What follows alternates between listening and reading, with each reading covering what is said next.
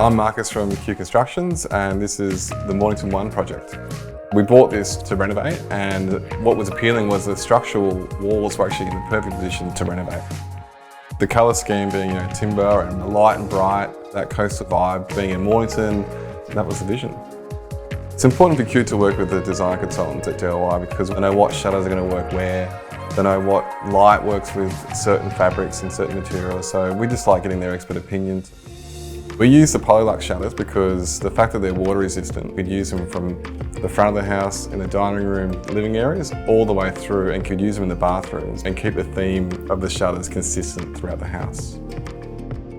You can actually control the light that comes through, and the two areas can be separated by the shutters too. So if you want one area to be dark, you can close the shutters on one side, and the other side you can leave it open. So that was really appealing as well.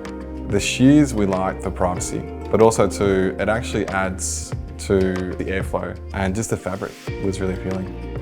So with the sheer curtains in living space, we've gone with a bright white colour, just to tie into the shutters and that coastal theme that's throughout the whole house. It helps getting DIYblinds involved earlier because it really incorporates the finished product into the home. Anyone can use DIYblinds really, from a homeowner to a builder or developer.